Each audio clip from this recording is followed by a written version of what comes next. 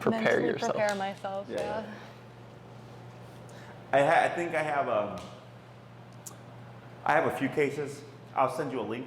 Okay. If you want to review it, just to kind of get an idea.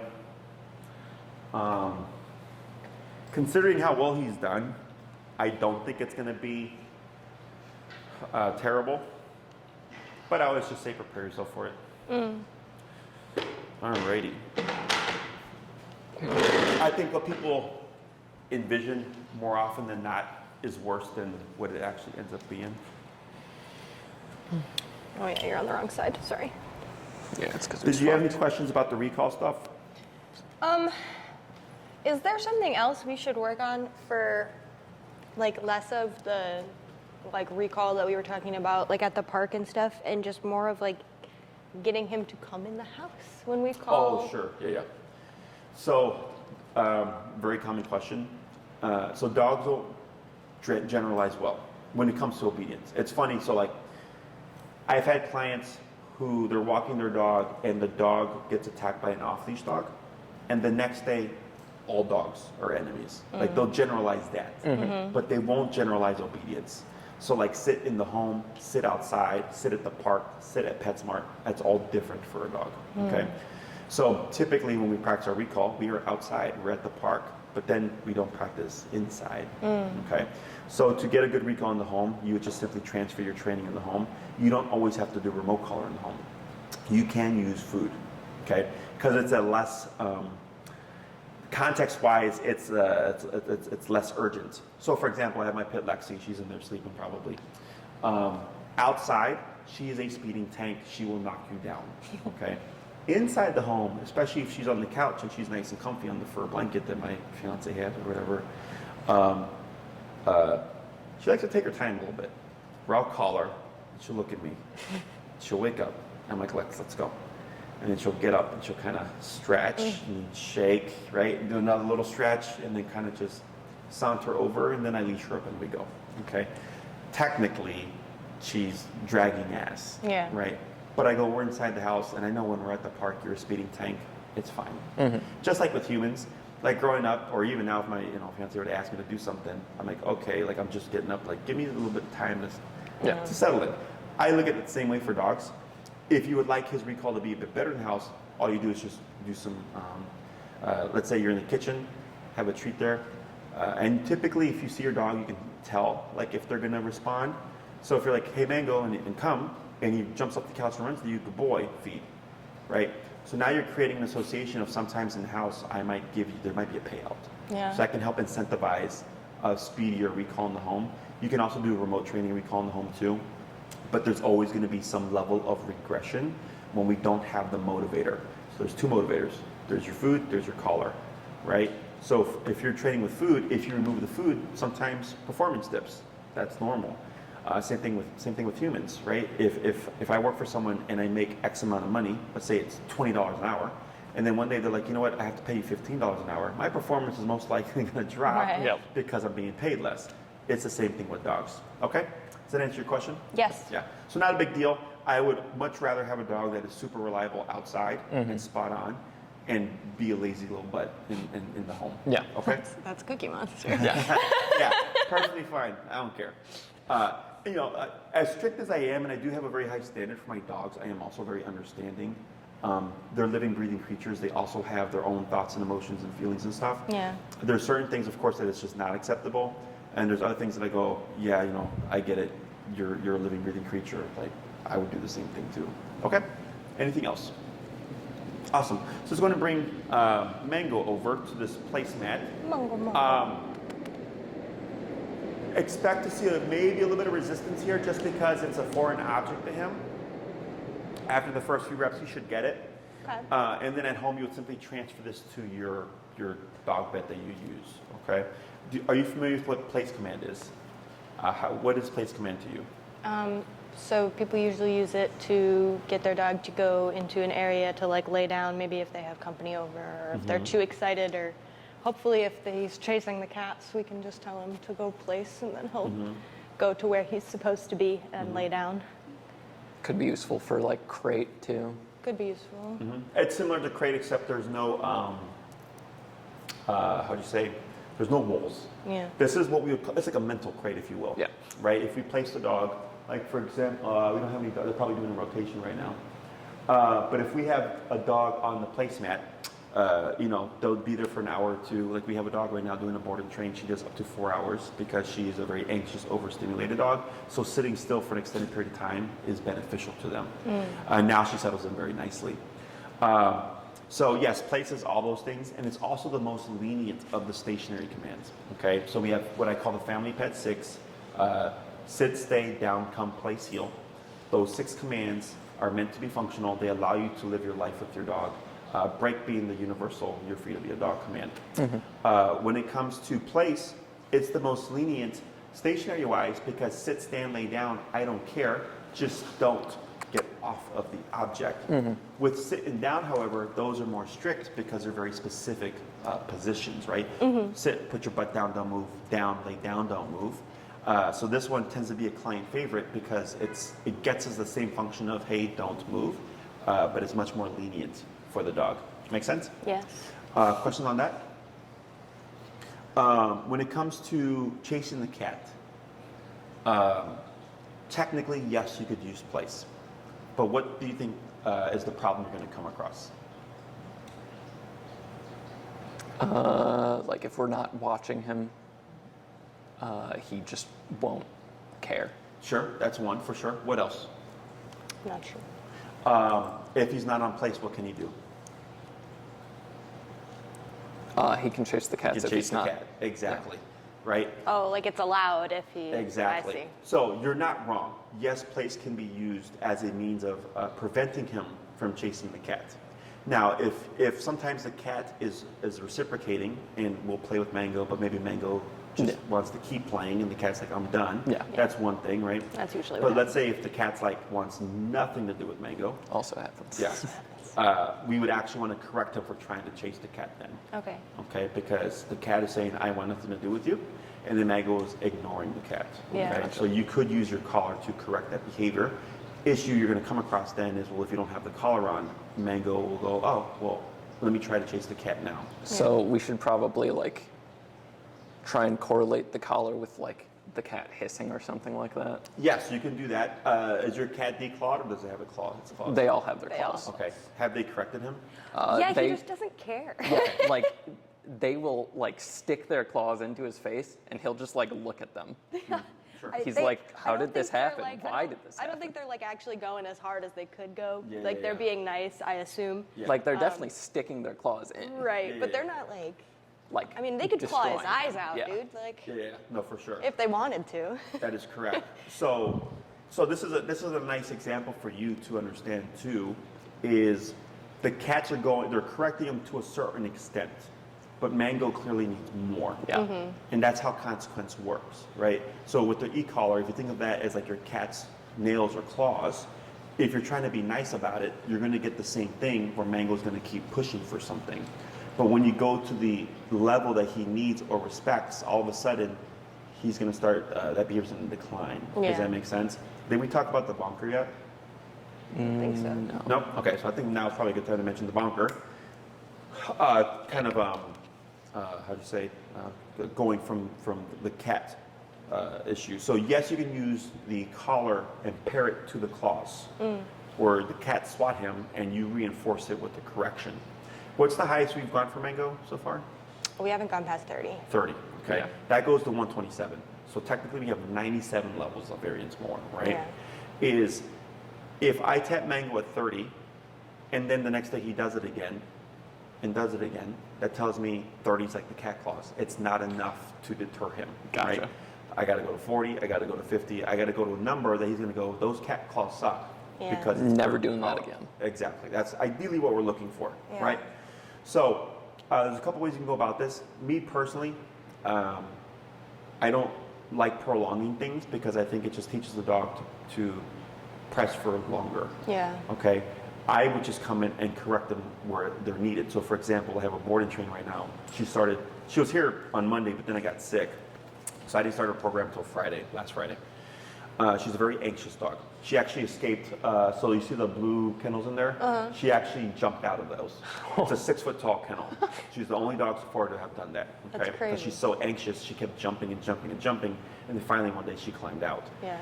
So then I was like, I'm gonna ignore this until I'm better. I started on Friday, and on Friday I had to go as high. I had to go up to 95. Damn. And then 95, she finally cut all the crap. Okay. The next day I only had to go as high as 55. The next day, which was Sunday, so a week ago, I only had to go as high as 35, 45. But because I cut the crap day one at 95, once I got started with her, she realized, oh, you set the tone immediately. Okay. So it makes our job easier, because if I go the other way, she could complete her program and I'm still not at the level that she needs, because I'm going little by little by little. Does that make sense?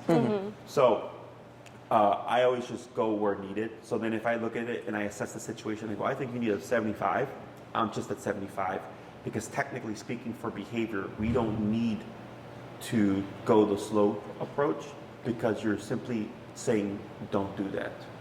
Obedience, teaching place, teaching recall, teaching heal, that's unnatural. That takes time and repetition.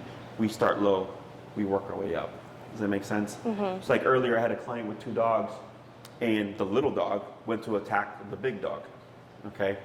And they were, if I wanted to correct that, I could have just hiked it up, because dogs don't ease each other into things, they just do it.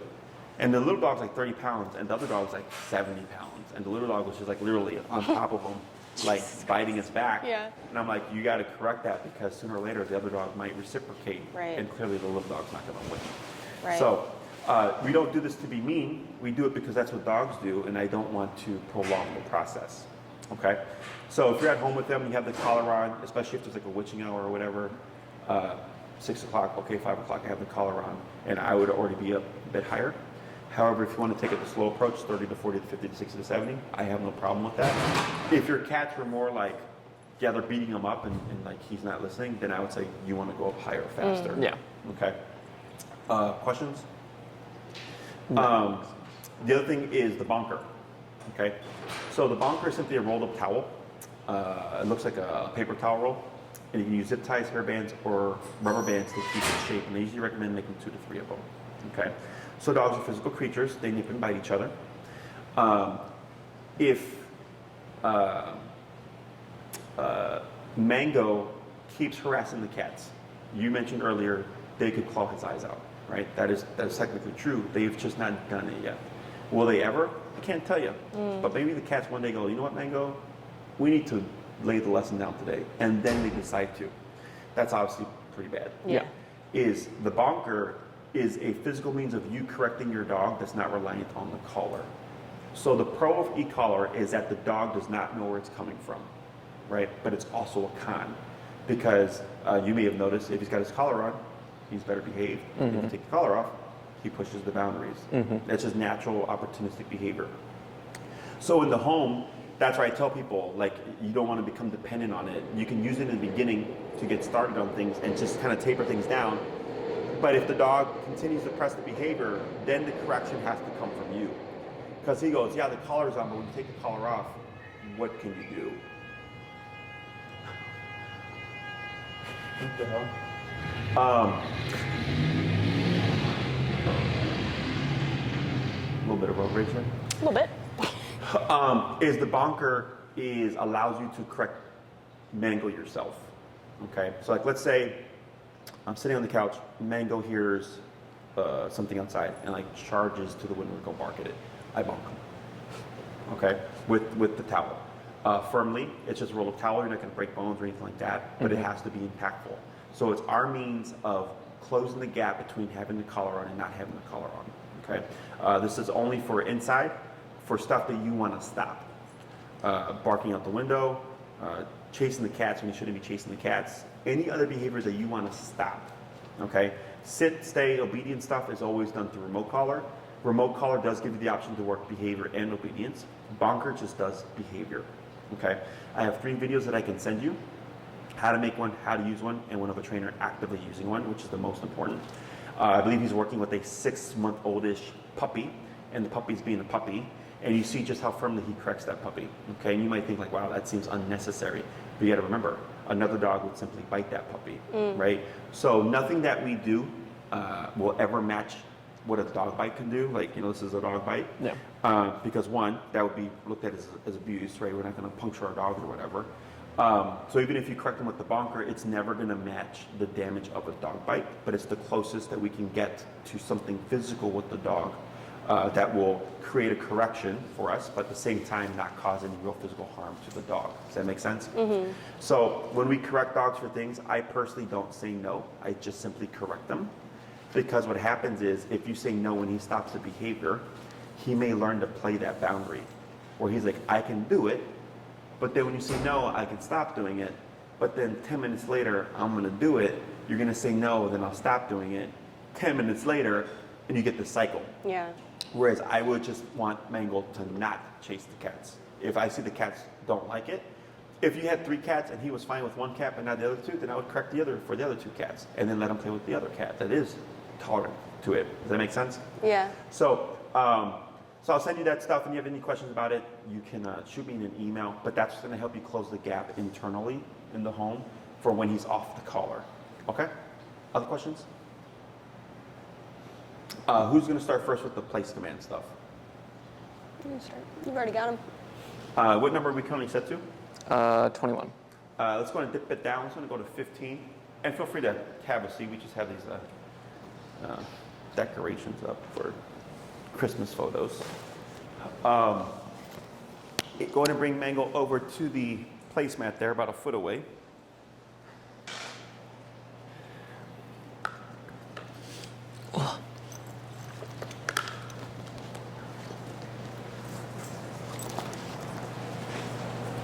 Excellent. Okay. And I'm going to coach you through everything. So here what we're going to teach is what we call the send. You want to teach Mango that when he feels the collar, it now means to go to an object. Okay. This is what is this his 4th class?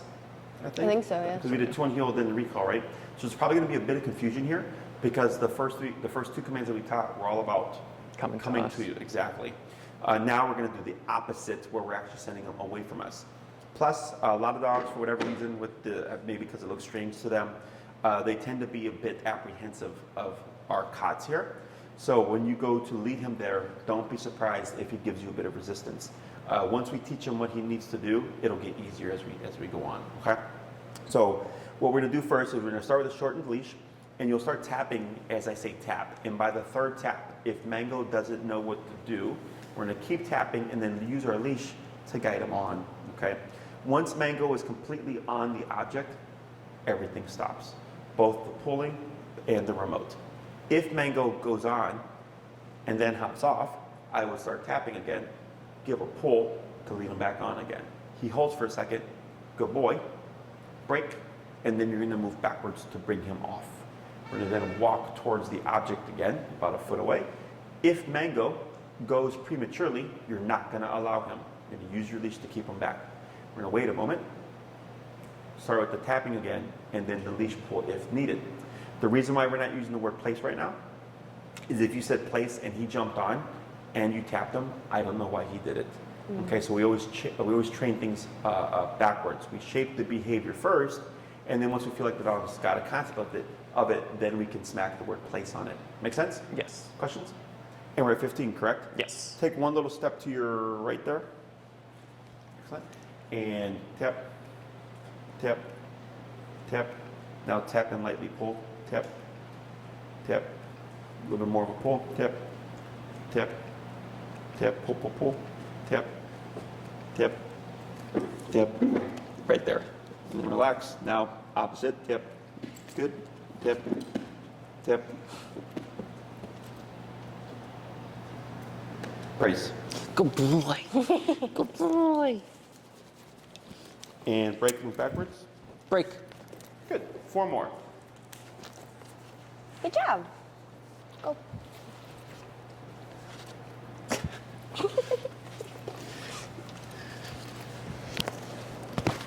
We gotta get him his other collar back. Yeah. I'll order another one. Good. Go ahead and bring him forward. Hold right there and relax and tip, tip, tip, Relax. Praise. Good. Break. Break. Good. 3 more. Prance. Should I be getting him into heel when I'm walking No. towards him? Okay. Yeah. Just making sure. We don't want to create the sequence where he's going to assume heel into place. Yeah, and that's then what I you'll was see him. thinking. Yeah. Good. Going to come forward. And hold right there. Wait a moment. And tip, tip, tip, tap and pull, tip. Good. Hold right there. Praise. Good boy. I'll have you bump it. Let's go to 18 and then break. Break. Good boy. 2 more.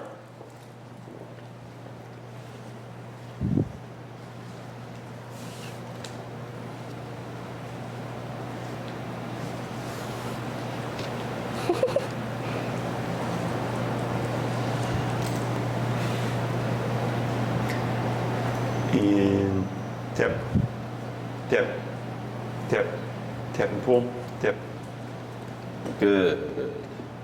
Praise. Good job, buddy.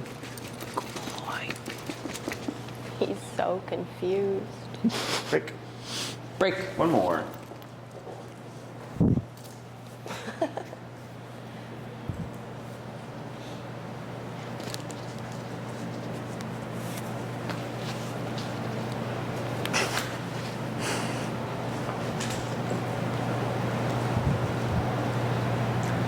Yep, and tip, tip, tip, tap and pull, tip. Good. Yeah, watch your leash there. There we go. Excellent. Wait, tip, and brace.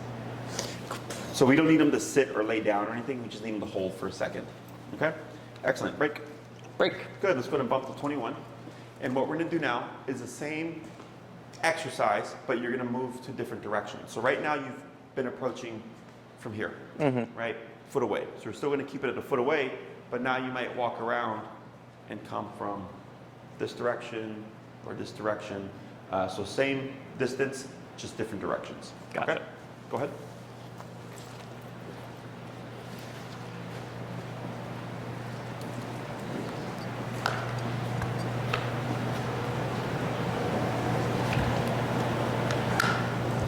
Good. Hold it there. And tip, tip, tip, tap, pull.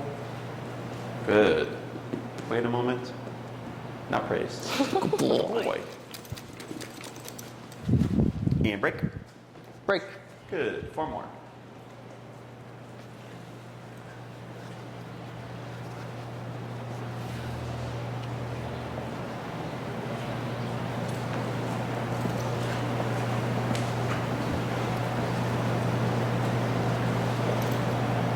Tip, tip, tip, tap, pull. Good. And praise. Good boy.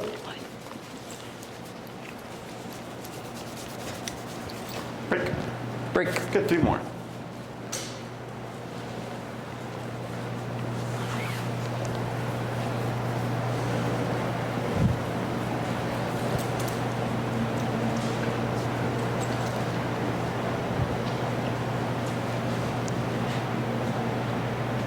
Tip, tip, tip, tap, pull. Good. And praise. Good boy. You're at 25 when you came in, you said, right? 21? I think 21. Yeah. Let's go with 23. And then break. Break. That's usually what we like walk him on. It's like anywhere from like, I feel like I'm always at like 23 or 25. Or, Yeah, I'm You're usually around 20 to 25. Okay. Yeah. And he does good with that? Yeah. How's his reactivity? When he's reactive, we have to go up higher. Okay. How often is he reactive? Not as Usually at much. this point, it's usually just other dogs. Yeah. Like Is not this as- on the walk or is this in the house? Just, He's very rarely reactive on the walks anymore. yeah. In the house, he's always still reactive. Okay. Yeah, that's what I was trying to clarify. So on the walks, on average, how many times do you say you see reactivity a week? Maybe twice. I was going to say see maybe it. twice. Yeah, Okay. once or twice. What I would do is, so you're probably pretty close on the walk, is let's say 25 gets you 2 moments of reactivity a week, which is good. But we're trying to hit 0. Yeah. Is I would start walking him at 27, 28. Okay. And then you might notice, oh, now he's only reactive 1 time a week. Then I go 28 to 30. Oh, now he's only reactive every other week. Right. But if it stays every other week, again, the human goes, this is so much better. But I go, I want 0. Right. So then 30 becomes 33. And eventually you hit a number where it's like, I can't even remember the last time Mango was reactive. And that tells me, oh, that is actually the working number. Does that make sense? Yeah. So I would start on your walks then. If the highest you've gone is 25, then I would start at 28. Okay. Okay? And then just do that for a week and then keep tabs on his reactivity. And if at 20 you went to 28, you see, oh, there was no reactivity for a week, keep at 28 for the next week. And if you see no reactivity that week, go on to the next week. And then if you see a moment of reactivity there, no problem, correct it. Then I go another week. What I'm trying to look for are patterns. It'll literally be like right now you just told me at least 1 to 2 times a week. You both gave me the same answer. So I go, that's a pattern, right? So then if I just tweak the number a little bit, eventually I get to a number where it's like, there is no pattern. The dog is just non-reactive outside, okay? Inside you can use the bunker to correct the reactivity. You can use your collar as well, but then again, when he's not wearing the collar, Yeah. he is going to demonstrate the behavior. Okay? That makes sense. All right, go ahead and bring him forward.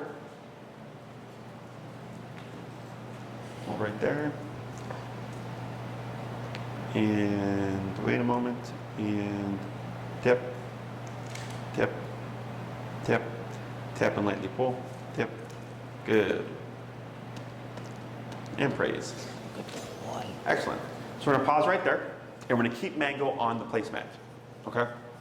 So here, the first one was obviously the hardest, right? It took 2 of us Yeah. to kind of guide him on, and you saw how he jumped off right away, and we guided him back on. But then after we got that first one done, the rest were much easier. Okay? And then we went from 15 to 18 to 21, like that, getting that slow process, because I'm trying to find a number that motivates Mango to go before the pull. Okay, ideally I want the dog, when I say place, they just go to the object. But right now we're still conditioning. Okay, that last one was pretty good because yes, you did tap him 3 times, but when you went to do this, he actually was going already. I don't know if you noticed that, right? Yeah. So that's him starting to connect the dots. Yeah. So for the dog, he goes, you walk to this object, this happens 3 times, and then by the 3rd time, if I don't do anything, it continues to happen with this. But the moment I hop on the object, it will disappear. So now the dog has to start learning, well, how do I stop this sooner? So the answer would be, I feel this, I go straight to the object, and then nothing happens. So that's what we're trying to get to with Mango. So now for us, it's obvious that he's responding to the collar, as opposed to if we said place and he just happened to go, okay? The reason why I trained this way, instead of pulling with the tap right away, is the more you use the pull with the exercise, the more he becomes dependent on it. So a lot of trainers actually, when they teach place like this. Place. And they walk the dog there. And the dog a lot of times goes from the momentum of the movement. So now, every time you place the dog, you have to walk with them.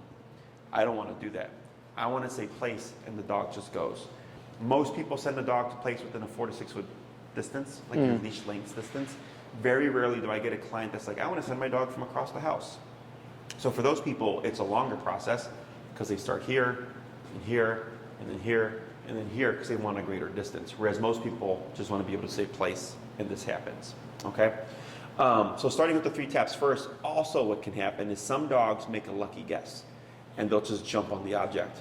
I go, great, we've just eliminated some steps now. Okay, so now it's less work for us. And we can condition the dog a little bit faster. So here, we kept it simple in the beginning, 5 reps at one direction at a foot away. Then we did 5 reps, different directions, still at a foot away. So I always like to practice in reps of 5 because it's a very easy number to track. So if he gets 4 out of 5, that's passing. If he gets 3 out of 5, that would be technically failing, right? So whenever I'm trying to help push a behavior, I go by 5s. So then let's say I get to this distance, for example, I'm furthering the training, and he gets 3 out of 5, I go, okay, I'm gonna do another 5 at the same distance, because there's no point in going further if you didn't pass that last set. Let's say on this set, he gets 4 out of 5. I go, great, that's passing. Make it a little bit harder, I jump a foot back, okay? But maybe he gets 2 out of 5, then I do another 5. He gets 1 out of 5, I do another 5. He gets 3 out of 5. I go, apparently this is too difficult. So then I come in closer, get a few successes in, I end the exercise. But now I know where my limitation is and what to work to for the next set. Does that make sense? So the reps of 5 help give the owner, how would you say, a number to go by to know when to push for the next step. Otherwise, you find yourself stuck and you're constantly doing the same thing over and over and over again. And for the dog, it becomes redundant, it becomes boring. And then for the human too, it's like, oh, this is redundant, we've done this 100 times already. It's having a nice little pattern helps you recognize when your dog is ready to push to the next stage, okay? Question on any of that stuff. So here, give a tip, tip, tip, and then lightly pull towards the object. Right there. Good. And you can continue, yes. So here, Mango's on place. You're giving him affection, completely fine, as long as he doesn't step off. But we never said break. So the Mango goes, all right, you can get off. Collar turns on. And you continue to tap, and eventually he needed a little bit of help, gave a little bit of a pull, he hops on, everything stops, right? So now he just learned, oh, when I feel this, if I go here, it turns off. If I step off of it, it turns on. If I step back within the space, it turns off. So this is how we create what we call the implied stay. So place, of course, is a stationary command. It's meant to be held for an extended period of time. You determine the length of time. There is no limitation. So if you decide to put Mango in place for 2 hours, you would do place for 2 hours. If you decide to do 30 minutes, you do place for 30 minutes. We do not have to gradually build the dog. We don't do 5 minutes to 10 minutes to 15 minutes to 20 minutes. You could literally go home right now and say, you know what, Mango, we're going to put you on place for 45 minutes. He's just going to make mistakes, just like he did right there. And then you would correct him as you did, and that's actually how he learns to stay in place. So if we do food training, we can show the dog how to go to place with the food. We can lure them. We can reward them. But the problem is, if the dog steps off, typically you would just re-lure. But there's nothing saying to not do it. And that's where this tool comes into play. So we taught him how to turn it off. And then now, if he stepped off, we could turn it on to teach him, nope, you want to go back. And he goes, oh yeah, this is how I turn it off. So that's why we have to shape everything that we teach through pressure. It's not as simple as I teach my dog to place, and if they don't do it or if they break, I just punish them. You have to teach them how to turn off the pressure with what we did earlier, and then they learn, oh, when I get tapped for jumping off, it's because I'm not supposed to leave. Does that make sense? People tend to think punishment-based. We tend to think like, oh, my dog did a bad thing, I'm just going to correct them. And that's technically an approach. But we always want to make sure that the dog understands what they need to do in order to turn it off, which is why we started low, 15 to 18 to 21, so that he's learning and it's not too much pressure that he can't think through the process, okay? Right now, this is technically acceptable because he's still within the boundary. But sometimes this distracted mind leads to the dog trying to come off because they're following a scent. Maybe he finds a scent that leads to the floor. Yep, tap. And that's what I want to see. You see that? So he goes to step off and you go, nope. And before, you had to pull him. And there he just went, just like that. That shows me that he's starting to begin to get the concept of this exercise. Does this make sense? So we don't say no, we don't say stop, we don't say Because then if you did that, you always have to say no, stop, and or okay? If you just correct, he thinks the action itself causes the correction, and the only way to avoid the correction is not to try to get off. Does that make sense? So there's a tiny little concept, but it does mean a lot. I get a lot of people that go, Jesse, my dog won't hold place for more than 5 minutes. And almost always they're repeating the word or they're saying no or something paired with it. So the dog thinks I can do this until I hear no, stop, or place. But if I just correct them, he goes, oh, there is no warning. The only way to avoid the correction is not even try it. Does that make sense? Yeah. Questions? So we're going to swap handlers here, but we're going to keep Mango one place. Thank you. Good. What I like is that he didn't get up. A lot of dogs, when we switch handlers, will break the position because they're thinking the job is done. He helps. That's good. So technically speaking, let's say Mango's on his dog bed. Maybe the cats are playing with each other. And he's like, whoa, right? Because now there's energy. You can technically correct him for that, right? So he's on place. Yep. And then lightly pull. He's going the long way. There we go. Very good. He sees the cats. He's on place.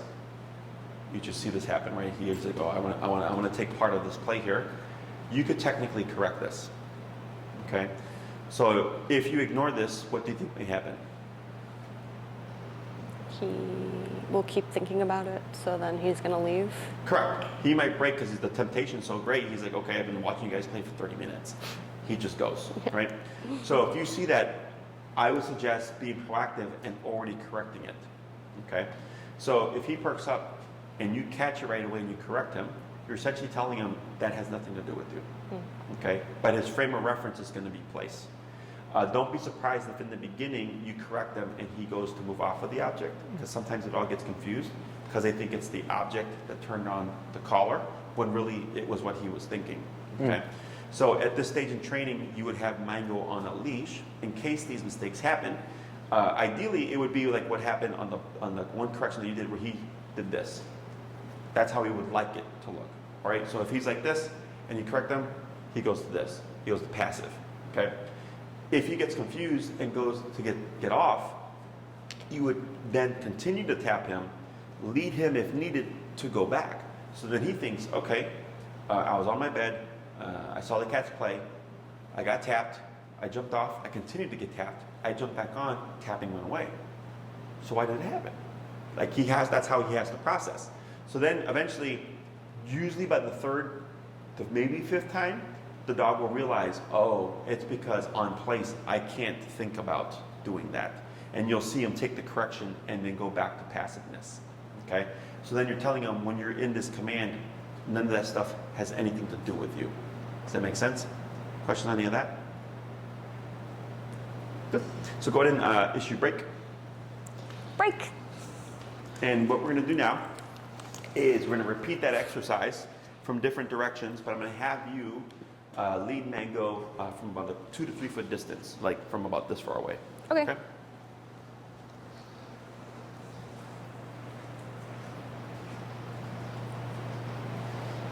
Let's try here. Good. So here, just take a step back and pull him. Good. Shorten your leash a little bit. So if he tries to go on his own, I'm going to have you not allow him. Okay? Take one step forward. Good. Hold right there. And tap. Tap, tap. Now tap and lightly pull right there. Perfect. And I forgot to mention, we're going to try to refrain from stepping forward. So you did a good job, okay? Because you stood still. If Mango's having too hard of a time and you need to move forward, you're trying to make it a very little, okay? I want to avoid doing this here, okay? Break. Break. Good. 4 more.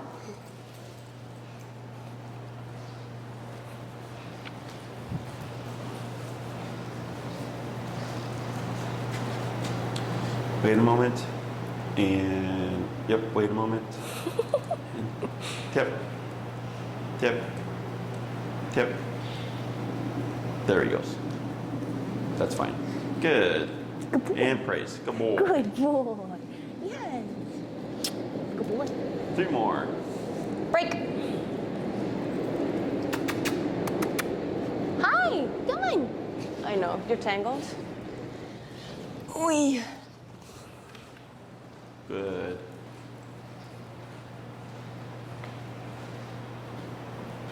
Yep, wait a moment. Good job.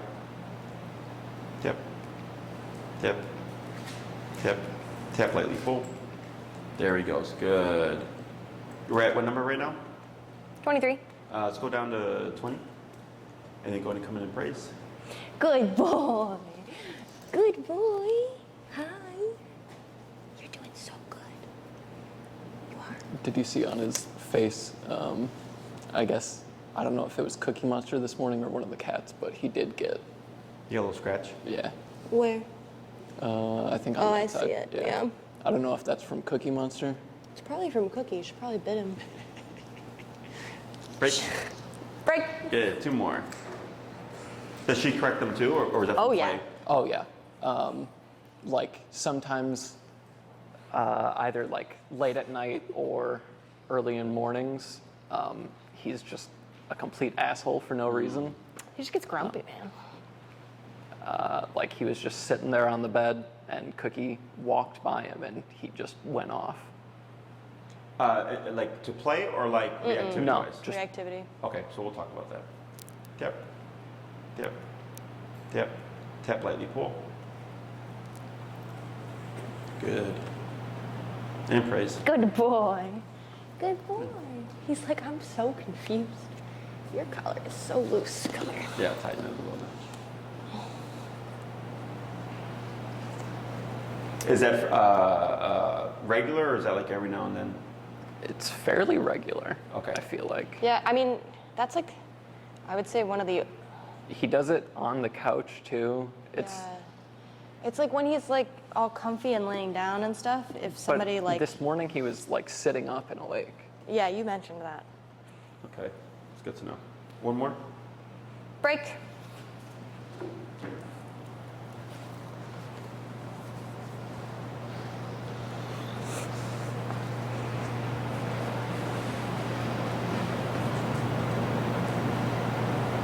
Tip.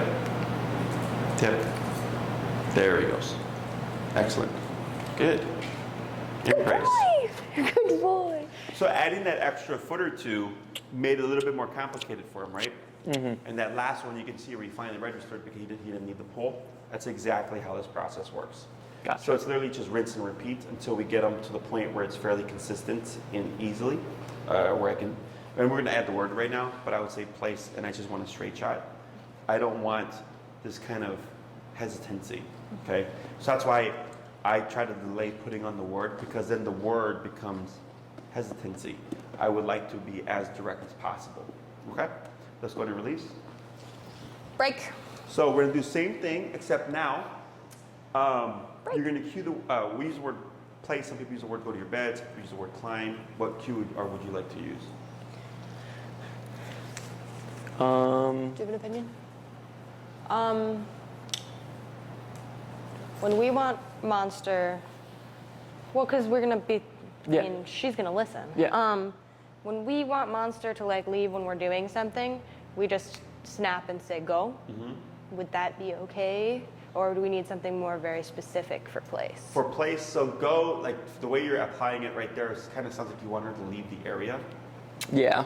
Is that correct? Yeah, we usually tell her to like go lay down, and then she goes to the couch and lays down, or I goes see. to the bed and lays down, or I see. That's- So the way that we teach this, and with Cookie Monster, obviously I don't care. right. Yeah. With this guy, dogs, because like let's say you go home, you would need to transfer this exercise to whatever object you're going to use. So if Yeah. you use this dog bed, for example, Right. you would repeat this exercise with the object. Yeah, so I guess it would be different because Yeah. Because because we're not sending Cookie to the dog bed, and Yeah. I don't think she Yeah. It's We kind should of like also you're sending her probably away, and then she's just targeting. She just whatever's goes to available. lay down, yeah. Exactly. we should probably get a second dog bed as well. Well, one we for have upstairs. two. Well, they're not the same. Oh, it's true. I'm thinking if they're the same Okay, wait. dog bed. But what word are we using? I feel like place is probably good because Okay. we say Okay. bedtime and stuff. Yeah, that's true. And in terms of like, for what you're talking, like what you're about the second bed, so you can have more than one object be tied to one word. So like I could have this, I could have a dog bed, and then I could have like a kitchen mat, and they can all be placed, but the dog deciphers where to go depending on the context. Gotcha. So if this is in the living room, the kitchen mat's obviously in the kitchen, and then there's a dog bed in the bedroom. If I'm in the bedroom and I say place, and I've taught that bed to be an object of place, the dog would go there. I would doubt the dog would leave the bedroom and go to the one in the living room. Yeah. Right? But if you're in the living room, he'd go in the one in the living room because he's going by the context. Some clients also will have one object that they simply move from room to room, and the dog learns to recognize that specific object. I have also had clients have the same looking object, and they'll just keep one wherever they're going to be using the command of place. And I've also had clients where they'll keep one object central to the home, like next to the TV or something, and whether they're upstairs or in the kitchen or in the bedroom, the dog will always go to that same spot. That one's obviously more complicated because if you're upstairs, your dog has to go a greater distance, okay? Having an object in each room you're going to practice in or apply the command in, or moving an object from room to room are the most common approaches, okay? We can have more than one object tied to the place command, but you do have to teach them respectively unless they happen to look the exact same. So like if you bought the same bed to use in the bedroom, you'd probably do a couple of reps just to make him aware, but then after that he'd probably pick up on it really quickly. Gotcha. So if you one day replace the dog beds with new dog beds, He would be confused. you would need to Yeah. reteach. All the other work is there. The ability to stay there for an extended period of time is all there. You're just teaching them, hey buddy, The object. this is the new object, okay? So now we're gonna do the same exercise, everything stays the same, but you're gonna cue place first, okay? So you're gonna walk up 2 to 3 feet away, wait a moment, don't allow him to go. Place. If he goes, we do nothing. If he doesn't go, within a quarter to half a second, we start tapping and all the other stuff kicks into effect, okay? Okay. So we're gonna bring Mango over.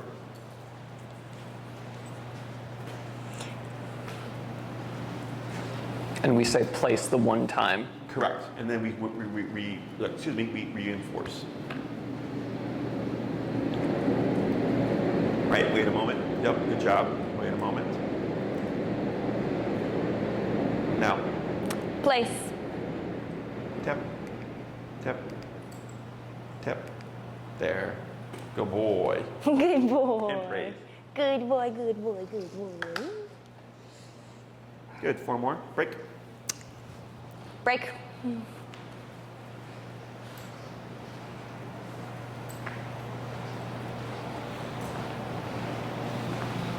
Yep, wait a moment. Good. And now, Place. tap. There it is. Good. Praise. Good Good boy. boy.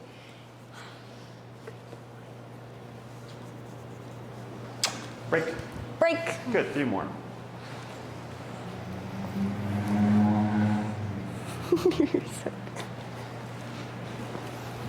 Can't talk to him.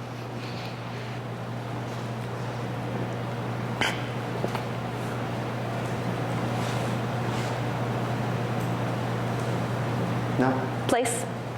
tap. There he goes. Good. Praise. Good boy. Break. Break. 2 more. Should we also be saying like his name and then the command? It's up to you. If you're using Mango with the recall though, like with come, then I suggest not doing so. Gotcha. Because dogs tend to hear the first word, and then he'll hear Mango, and then you'll start to gamble what's going to follow. Okay. Right. Yeah. That makes sense.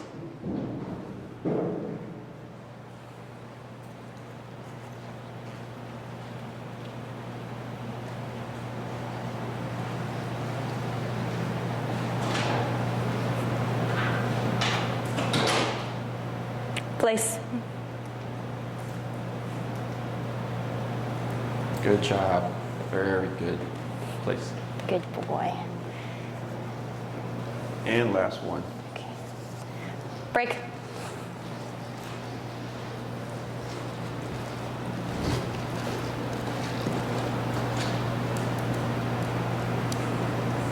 That's fine. Yep. Place. There he goes. Excellent. Good. Good boy. We'll pause right there. We'll Good keep boy. Mango in place. Excellent. So, the goal we want is you say place and it's a straight shot. Okay, so right now he's still learning, obviously. So this exercise, place, break, 2 to 3 minutes, 1, maybe 2 times a day. Okay. Okay, because it's redundant. So you saw how he was kind of doing this, right? That's Mango getting frustrated already because he's wanting to avoid the pressure. Because initially there was no warning. Right. Now that we have the cue, it does balance out the training because he goes, okay, now I hear the word before this happens, and he's given a small window to respond. So if you said place and Mango shot there, we do nothing. So he goes, oh, if I respond like that, that thing doesn't turn on. But right now we're still conditioning. So since we're drilling it back to back to back, we do that because we want the dog to pick up on the concept faster, okay? But if you do it for too long, the dog gets frustrated. So that's why I keep it really short, 2 to 3 minutes. So earlier we did 10 reps with you, then I talked for a bit, give him a break. Then we did 5 reps, talk for a little bit, and then another 5 reps, right? And then I cap it there. So I'm trying to avoid the dog going, this is stupid, blah, blah, blah, blah. Yeah. It's like one time, like 12 years ago when I first started my business, they were getting frustrated with their dog because they were like getting frustrated with the training like the dog was. And I told the owner, and he was standing by the couch, and I said, sit. And he sat down, and I said, stand up. And he stood up, and then I said, sit. And by the 3rd time, he got pissed off. Like, yeah, really pissed off. And I never did it since then. It was a good example. But then I was like, that's how your dog feels, right? Because he was like, this is stupid. I go, I know. It's like, this is what your dog has to do, right? So again, I want my dogs to be reliable, but at the same time, I do understand that they're living creatures, right?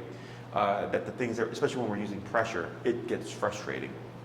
So keep it short, 2 to 3 minutes. If you'd like, you could pair in food here. We don't use the food, of course, as the lure. Yeah. We're using the food as the payment. So and you can be selective. If you say place and he shoots there, I feed him on that one. But if I say place and he doesn't shoot there and I have to tap him, I don't feed him on that one. So then he goes, hey, how come sometimes I get treats and sometimes I don't? And now the dog has to figure that out, okay? So I have no problem using positive reinforcement. I just don't rely on positive reinforcement to get me reliable results, okay? But feel free to use that if you'd like. If you realize, oh, he knows food is in my pocket or whatever, and that's why he's so good, then you'll obviously have to remove the food because it has to be all done through pressure. Yeah. Okay? So the send is one exercise, the stay is a separate exercise. So you can practice them both at the same time. You don't have to achieve one before the other. So let's say in the morning, you go on your walk, you come back home, you do 2 to 3 minutes of place break, and then you're done. And then later on, maybe for lunch, you decide, I'm going to put Mango on place while I eat lunch. You place him for 30 minutes. You eat your lunch, break. That's perfectly fine, okay? You could do stationary work as much as you want throughout the day because it's not redundant. It's just go there and don't move. So as long as he doesn't get off, nothing happens, right? So some of our dogs here, like Nala, she does, our board and trains do 2 extended sessions. They do a morning session and an evening session. At minimum, it's 2 hours. For Nala, she's doing 4 hours because of her anxiety, right? At least 2 times a day. So that's all perfectly fine because it's simply go here and then don't get off, okay? At least once a day, practicing some kind of extended place. More is perfectly fine. Tip. Excellent. More is perfectly fine. I would think to yourselves, where would you apply this? If the answer is when guests come over, or like when he's chasing the cats, then you think, how long are we going to apply it for? If the answer is 2 hours, 3 hours, you want to at least 2 to 3 times a week start to practice up in that range. Okay, remember, you don't have to ease him into it. You could literally go home right now, pop him on his dog bed, and leave him there for 3 hours. He's just going to make mistakes. You correct the mistakes. It's as simple as that. It's going to be so good for you. Yeah. Okay? If you work from home, place the dog, remember at the stage with the collar on, with the leash. Because, especially if you do extended place, he's wearing the collar for an extended period of time, every hour and a half to 2 hours, you want to rotate your collar. Gotcha. Okay, because with the 2 probes, if you leave it on for too long, dogs develop what's called pressure sores. It's the same thing with people. Yep. If they're bedridden, and like one of my best friends, his mom, she was bedridden before she passed, they had to rotate her. Yeah. Yeah. Otherwise, you develop pressure sores. It's the same concept, but with the 2 probes. Oh. But as long as you rotate every hour and a half to 2 hours, you're completely fine. Okay. There is also what's called a comfort adapter, which is meant for extended wear. Not really necessary as long as you're rotating. But if you find that you want to think about rotating less, they do have comfort pads so that the dog can wear it for an extended period of time and we're not worried about those pressure sores developing. Okay? Questions on any of that stuff? So send break or place break, 2 to 3 minutes, 1 to 2 times a day. Extended stay whenever you'd like. If you're going to watch TV, watch a movie, move the dog bed, pop it by the couch, place him, step on the leash, watch your movie. 30 minutes later, he's like, this movie sucks. He tries to get off. You tap him. He goes back on. Continue watching your movie. Don't even have to get up. Okay? This does progress, like where you can have Mango across the room on his dog bed and you're over here watching TV, but we build to that. Right now, we make it easy. If I'm going to sit down at the kitchen table, I can move his dog bed over, place him, step on the leash, and enjoy my lunch or my dinner. Okay? And we just gradually start to create more distance. Don't try to move past the leash too soon, because clients do this, and then the dog learns like, hey, I have a little bit of leverage here because there's no leash, and you'll see him take off on you. Okay? So you'll be using the leash for a little bit. I would say for at least 3 to 4 weeks, and then we'll review how to, like next class, we'll talk about his place, and then I'll give you the next step to push it. Okay? Question on any of that stuff? When we cover the pressure exercise next class, we'll also go a bit more in depth with correcting behavior. Okay? I would suggest, and if you can, email me all the things inside the home that he does that you're trying to correct. Okay? So we have the issue with Cookie Monster, right? We have chasing the cats. We have barking at sounds. Anything else that you can think of, just send me a list. Chances are almost everything on that list can be corrected with the bonker. Gotcha. Okay. You can use the collar, but there's going to be times where you don't have the collar on, and he's going to perform the behavior, and that's where things get a little bit tricky. Okay. Any other questions? Good job. Break. Break. His collar's running low. Just heads up. Oh, okay. Yeah. It's blinking purple. It's good. It's not blinking red, but it could probably.